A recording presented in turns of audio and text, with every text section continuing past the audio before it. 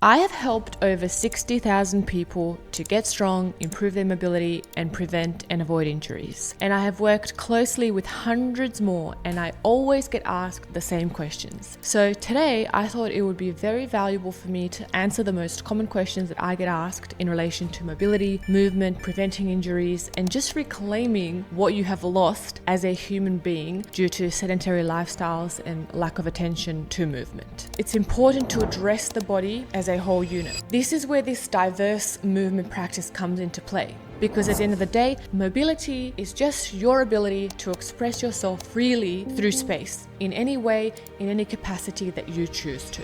So remember, motivation, throw it out the door. Focus on the process. So let's get into it.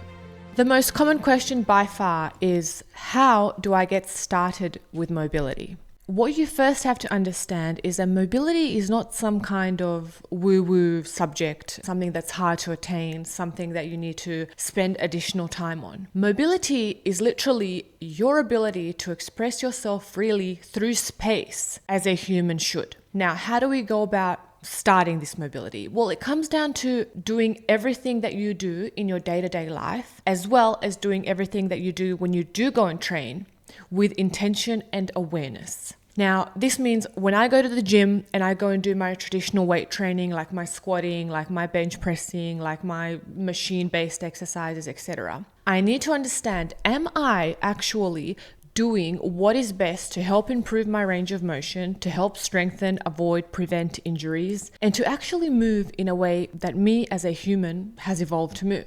Most people don't do that. So when you design your training program, or you have someone design the training program for you, or even if you just go there and experiment in the gym, always pay attention. Are you actually moving through a full range of motion? Are you sacrificing your form to increase load or add more weight to the bar? Are you actually intentionally aware of what your muscles and your joints are doing? Are you feeling any pain? Are you feeling any restrictions, limitations? You have to be in tune with your body. So starting mobility is as simple as going to the gym, cutting back on your weight that you're doing in a squat, doing a full depth squat, slowing down that squat, improving your range of motion, improving your tracking of your knees, making sure your hips aren't out of alignment, and then stacking weight upon that. And you're already taking the first step towards intentionally improving your mobility and your range of motion. Now, when it comes to real life, we need to start moving a lot more in our day-to-day life. So instead of sitting, I always encourage people to squat. I encourage people to balance on one leg. I encourage people to get up out of their chair every hour and do a 5-minute squat routine. I encourage people to hang every time that they pass a bar. I encourage people to get on the floor, crawl, play with their kids, play with their dogs, wrestle. Do things that are not quote unquote exercise, but that are natural human movements that you should be doing all the time, everywhere. You know, we've come to a point in our society where we feel embarrassed to squat in the middle of the road, to squat in a shopping center. I don't know how many times I've went and I've squatted out in public and people come to me to ask if I'm okay. Well, of course I'm okay. You're not the one who's okay with your tight hips and injured backs and lack of movement. I'm more than okay. And I was actually having this conversation with some of my students. I travel a lot and I go to these Eastern countries, let's say Bali. I was in Indonesia recently. And I kid you not, every single person that I passed was squatting. Beautiful squats. Whether they were 80 years old, whether they were 20 years old, out on the street, squatting, mopping the floors, getting under a bike like contortionists, to fix something. They don't suffer lack of mobility. No. Because they never stop moving. They never stop doing the things that human beings should be doing. Moving, squatting, crawling, cleaning, climbing, hanging, etc. So some people that like to come to me and say, I've never been able to squat. I've never been able to get that range of motion. Yes, you have. We're all born with it. All toddlers have the ability to do that. My dog, who's sitting right here, has the best hip flexibility you've ever seen, like a frog. All dogs have it. All animals have it. It's in you to have this accessible to you. And how do you start mobility? You start just by simply being aware. Being aware that your body is a lot more capable and should be moving through many different ranges and many different planes and a lot of things that you are not giving it right now. 2 simple things you can do to start your mobility. 1, implement it into your daily life. Start squatting, start moving along the floor, start touching the floor, go up into a handstand occasionally, do some cartwheels, play with your kids out on the grass, touch the floor with your bare feet, touch the ground, and you've started already. You're on your way to exploring movement in another dimension outside of your linear patterns and gym settings. When you do go and exercise, don't approach it as just something that you go and do to get it done or to feel better about yourself. Approach it as something where you're going to go out there to discover new movements, to discover where your body is weak, to give your body the medicine that it needs, not necessarily the things that you want to do or the things that you're addicted to, right? Because we're all addicted to something. Some of us want to just focus on aesthetics. Some of us just want to lift weight. Some of us want to get strong. Others want to do CrossFit, high rocks, HIIT, yoga. We all have our addictions, our communities, our social gatherings. That's all well and good. But just be aware. Are these things serving you in helping you to fix your body, to fix your pains? And not just in movement, but generally in life, a lot of us just walk around a little bit unconscious. So we're not even present or aware that we actually do need to fix something, right? We do need to make some changes. So awareness, it all starts with that. Where are you currently lacking? What do you want to work on? What do you want to do with your body, with your life? How do you want to move 20, 30 years from now? And that's where it all starts. So remember, mobility is not something out there that you have to find or learn how to implement. It just starts with you as a regular human with things that you do in your day-to-day life. Because no human should accept that they are living in pain, waking up with aches, pains, limitations, stiffnesses, not having a body that can operate with freedom and with just an ability to live life to the fullest in this physical body that you have. Another common question that I get is, how do I fix X, Y, Z? How do I fix my shoulder? How do I fix my knee, my hip, etc.? I do not care about the diagnosis. So to me, it doesn't matter what anyone tells me, what my doctor, what my physio, what my coach tells me, you have this diagnosis. People will try to diagnose you. To me, what matters is the solution to the problem. Because more often than not, the pain, the discomfort, the limitation that you're feeling in a specific area is not really coming from there. It's more often referred from somewhere else. So if you're having pain in your knee, it's more likely coming from your hip or your foot. It could even be coming from your shoulder sometimes. So for me, it's about approaching, fixing my body through movement, utilizing movement as medicine, utilizing my whole body as one whole chain, and working towards improving my movement patterns, which I know as a result will improve my pain points as well. So I'm not focusing on specific isolated rehab drills. They do have their place, but they are not going to get you the results that you want. They're not going to get you that freedom of movement. They're not going to get you long-lasting benefits or results, because hyper-focusing on one area, you're going to get imbalances in other areas. This is why specialists, when they specialize in a specific sport, they suffer the consequences. 1, because their body learns how to compensate. The body is very smart, especially in athletes. So you can compensate in a sense that your body learns how to train through bad movement patterns, how to mask the pains, the weaknesses, etc. And then that compounds over time. Eventually, the body will break down. Okay, so really quick, I want to share a resource with you that I have available if you are currently feeling injured, stiff, broken. If you're a professional athlete looking to improve your mobility, my mobility toolkit is currently helping over 50,000 people in 40 plus countries, people ranging from all walks of life, complete beginners, professional athletes, men and women in their 70s and 80s. If you have 15 minutes to spare, this will work for you and it's going to produce dramatic results within weeks. Check it out. So it's important to address the body as a whole unit. This is where this diverse movement practice comes into play. So we're focusing on different elements. We want to be strong and stable and mobile and flexible and have agility and have speed and power and control and move fast and slow, etc. So by you training this way, incorporating different movements, training out of alignment, training through a full range of motion, training for skill, overcoming fear, all of these things will compound and come together to make you a mover, which is essentially what we want you to be, a human mover. Well, I say mover because movement is everything that we do. We move all the time. How we move is a different story. So not all of us move well. Some of us, you can even assess people when they walk, their posture, how they stand, how they carry themselves, pulling the shoulders back. All of this stuff, that's all movement. And it goes back to, being aware of your body, aware of movement day to day, and aware of going out of your way to make sure that you're using movement in different aspects. So I think fixing particular areas, people are too hyper-focused. And I know from my own personal experience and working with hundreds and thousands of people, movement will fix you. So you will fix yourself without you even actually paying attention to the problematic area. My students that come through my programs all the time, I hear it every single week. I can't believe it. It's like magic. My knee pain has just disappeared. My hip pain, my lower back pain. After years of trying XYZ, physios, chiros, massages, specific drills, nothing was able to fix my pain. And this program has fixed me in a week or two. Well, of course it has, because we're teaching you to move. We're letting go of all of those inhibitions that are blocking you, all of those negative thoughts, negative self-talk. All of this is impacting you. It's storing, your body stores this. And this is why you're constantly in pain. So we let go of all of this. We let go of the expectations. We let go of everything. We focus on movement. We focus on the joy and the beauty of movement. And magically, all of these things will disappear. Yes, it might take some people a lot longer, yeah, but you will see results. You will see results because you have never moved in this way. This is a key towards fixing yourself, not just now, but definitely, long term. Another common question I get is, how do I combine mobility with my strength training or my weight training? Especially the guys, they love to ask the question of, how do I retain my muscle? I don't want to lose muscle just by stretching and doing yoga.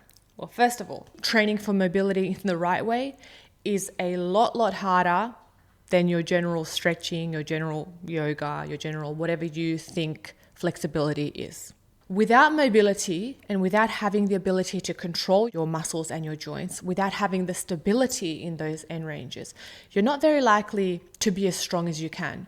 And you're not very likely to go through your training career being injury-free, which is so crucial, whether your goal is to be a powerlifter, a bodybuilder, a strongman, whatever it may be. Mobility is so crucial, and it goes hand in hand with strength. So strength through a full range of motion, what does that actually mean?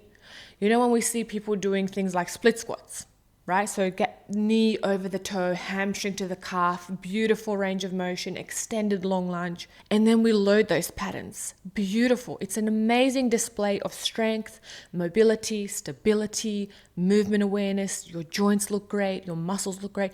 That's what it comes down to. It's not about loading that bar or loading yourself up with, weight that you cannot control and then trying to lunge, looking all crooked, looking all off balanced. That's not strength. Okay, so you first have to control your own body, have strength in your own body before adding load. And this is where mobility comes into play. So you will not lose muscle, you will not lose strength. If anything, you will be stronger, you will look better, you will have more well-defined muscles, those real raw muscles, sort of like gymnasts. Think usable muscles, so not muscles that are just for show. And this is where it's so important to understand that mobility comes first. So mobility is just training your strength through its full range of motion, not sacrificing form for added load, making sure that all of your chain works as one, is strong as one, and also making sure that we're training not just in linear patterns, right? So a lot of strength movements, they're just very up, down, side to side. Your squats, your deadlifts, your bench presses, your overhead presses, your Romanian deadlifts, etc. All very important, all very good for that raw strength, yes, but we need to be training out of alignment. We need to flex our spine, overextend our spine, extend our shoulders, side flexion, lateral flexion, all of that sort of stuff needs to come into play, and we need to load that. So it's not stretching, it's not holding a passive stretch. It's not yoga where you're going to go on a mat and you're stuck on that mat, and it's movement, moving through those ranges, loading those ranges, getting stronger in those ranges. And if you understand that, wow, the movement world will just open up so much for you. And you're going to see just how much your body is capable of doing so many incredible things, so many different feats of strength. And it's a great, great journey that you will take yourself on if you're open to that and if you understand what mobility actually is. Because at the end of the day, mobility is just your ability to express yourself freely through space, in any way, in any capacity that you choose to. Next question is, I travel a lot, so I find it hard to stay consistent, to stay in my routine, to find gyms, etc. How do I stay consistent? So this is the beauty of having a movement practice. So a practice is something that you come in and day out and you hone your craft. You try to be better. A practice is something that should be enriching your life. It shouldn't feel like a chore where it's like, I have to train at the gym at 5 p.m. I have to meet my trainer. I have to hit my sets, reps, numbers. I have to have the perfect conditions. No, you do not need to do any of that. If you have a movement practice, you take it anywhere with you and you improvise it to fit into your lifestyle. And that's what I'm so big about teaching people. Movement is part of your life. It goes everywhere with you. If you travel, if you're on the plane, if you're at airports, if you're stuck in a hospital bed, movement comes with you. It's just going to evolve. It's going to change as you change, as your body changes, as life gets in the way. But it's always at the priority. So if you're busy, you're going to find time in your day. 15 minutes is all it takes for a dedicated, devoted, aware practice. And you're focusing on a specific skill. You're focusing on moving your body through its full range of motion in a 50-minute squat routine. If you're traveling, you're optimizing your environment. So you're going to plan ahead. You're always thinking, am I going to have a hotel room? Is this hotel room going to have a gym where I can train? Do I need to find an outdoor gym? Can I run some stairs? Can I go to a local class or facility or meet a group of people where I can train? You're thinking about this because movement is a part of your life. You pack some gymnastics rings with you, so versatile. You hang them anywhere. You can train your upper body work. You can do all kinds of things on these rings. You have a floor, you have a wall, you have that everywhere you go. So you're going to do your handstands, you're going to do your floor work, you're going to do your lower body hip mobility stuff. Beautiful. There's nothing to stress about, right? Because you're always planning ahead, you're optimizing your environment, and you're treating movement like a practice. It's something that you do daily, like brushing your teeth. It's just the natural part of you. So there's no need to stress that you're busy, can't stay consistent, you have kids, you have these responsibilities, life gets in the way. Life will always get in the way. And this is where most people go wrong with their fancy plans and their 12-week transformations and their crazy diets. Sure, it works for 12 weeks, but then what? You got to get back to real life, homie. You have to. So that is why I say you start small. Figure out how you're going to implement movement every day as a non-negotiable. It's a non-negotiable. I don't care how you're feeling, how the wind's blowing, what time it is, how you slept. You got to get it done. And that is discipline. That is stacking habits. And stacked habits compound over time. And in a couple months' time, you're going to find yourself being a different person. You have a different sense of discipline and ownership towards yourself, your physical body, your movement practice. You will get there, but obviously you have to take those steps. For some of you, it's not easy if you don't have this in you, if you haven't done this your whole life, if it's something hard, if you're in pain. Not easy. But you start at your level and you understand that this needs to compound over time. And it might take years for you to get there, but every step that you take is a step in the right direction. So there is no excuse. I'm too tired, too busy, travel a lot. No, because the world is your gym. Your body is the ultimate machine. And wherever you find yourself, you find time to move. And that's what's so beautiful about our program. I've designed that program to fit into your daily lifestyle, to fit into your existing training, to take no longer than 15 minutes a day, 20 minutes a day, no equipment necessary.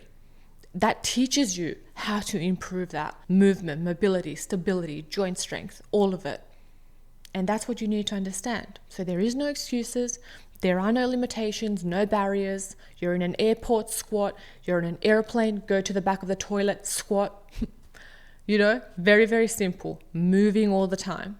I get a question often around discipline. How do I stay so disciplined? How do I always seem so motivated? And the truth is, I'm not. I do not believe in motivation first and foremost. I'm sure you've heard it quite a lot. Motivation is quite fleeting. Everything's great, but then life hits you.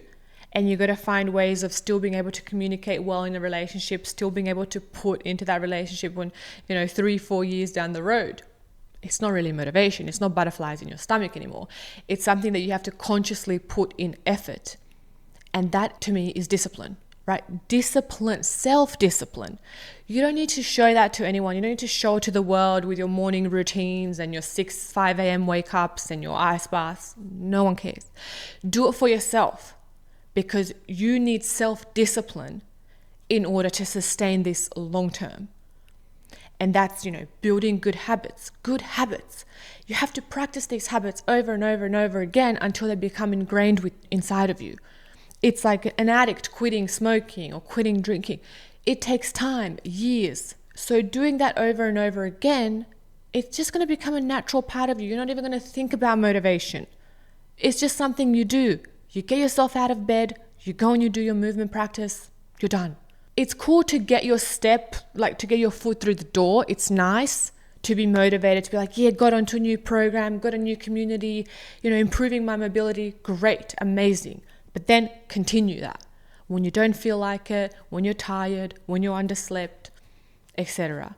So remember, motivation, throw it out the door. Focus on the process.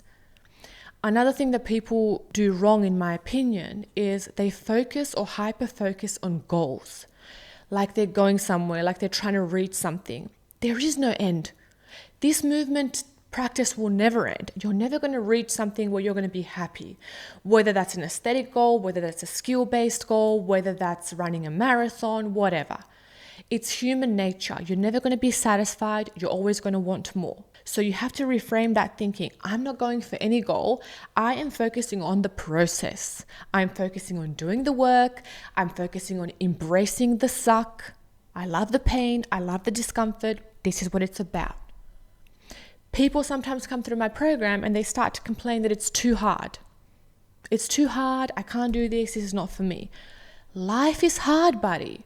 Life is very hard. This program is nothing compared to what life will throw at you.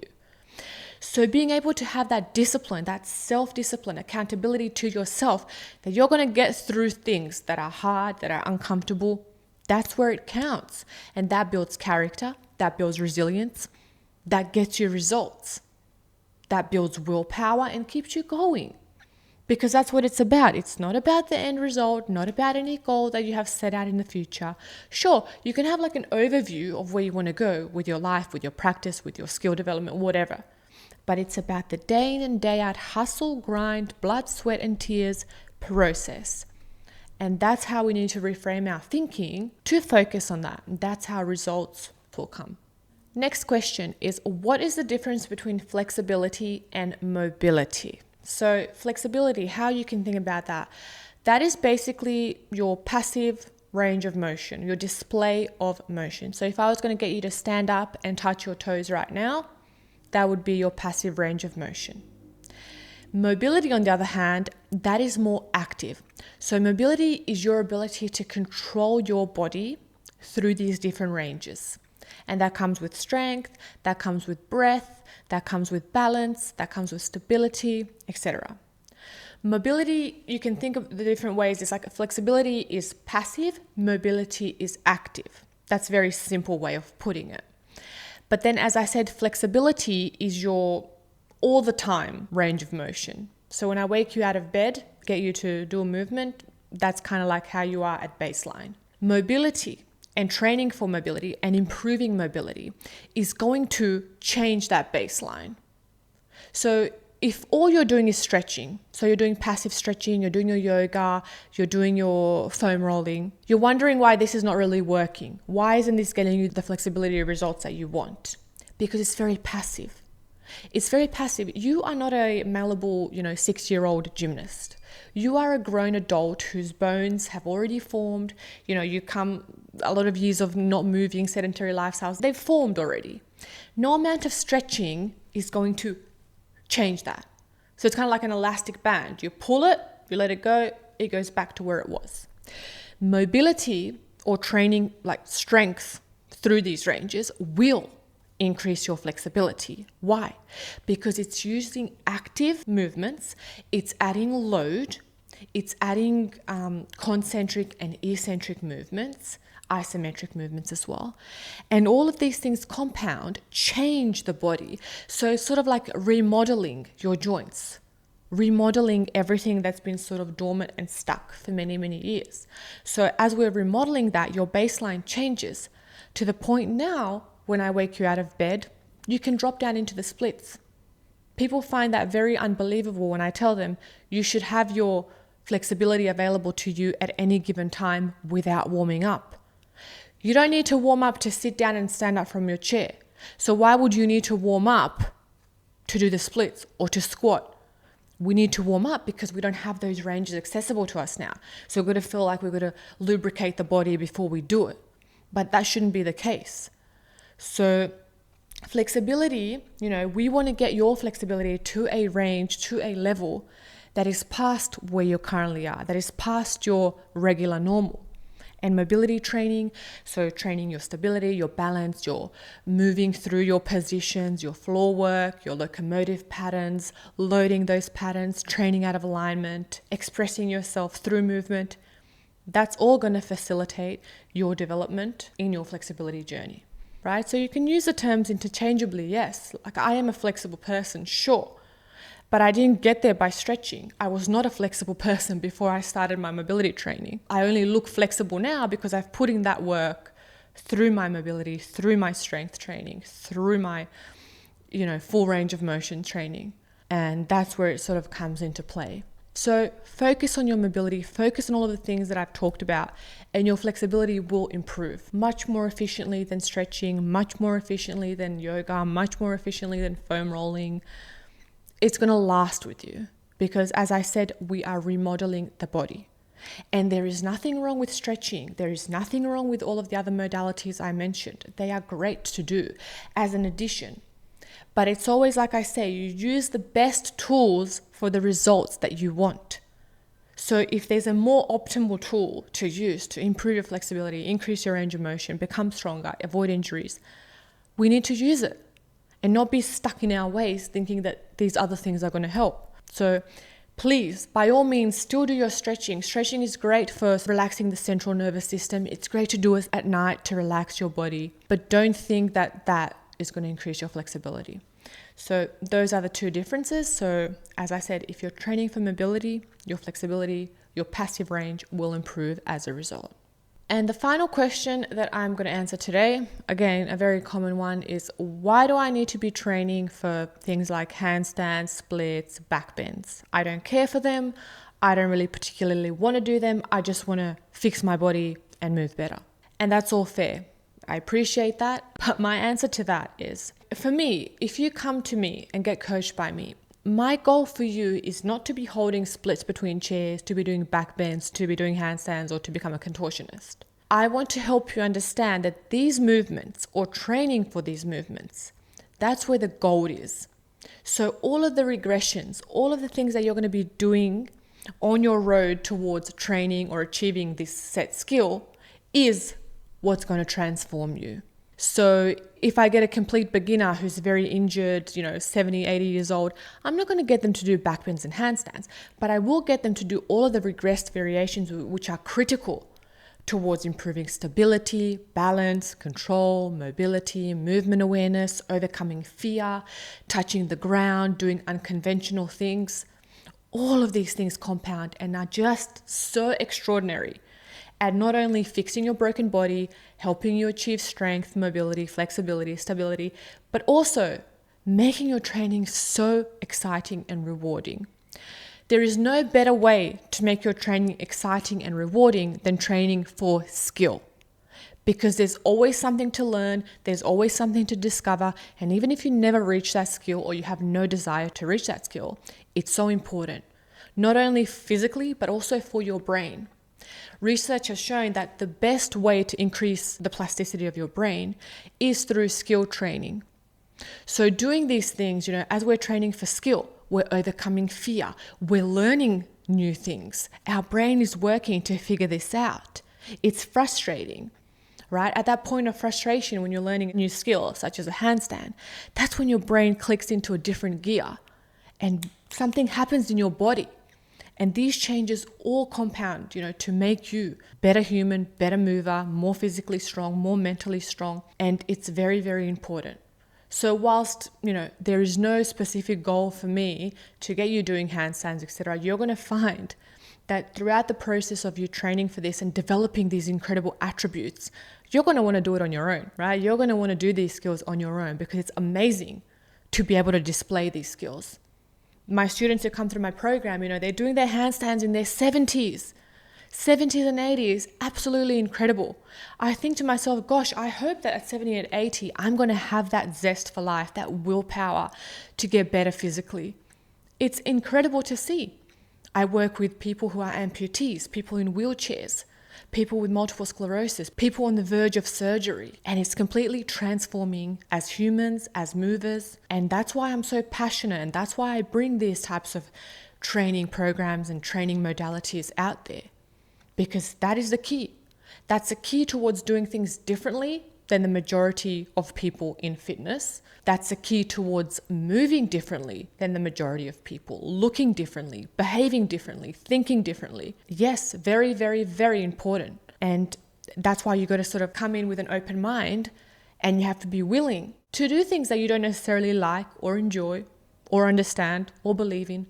But if you're seeking out something from someone who knows better, if you're seeking out a mentor, if you're seeking out to improve yourself, the best way to achieve those things is to come in with an open mind and a willingness to absorb and learn and practice.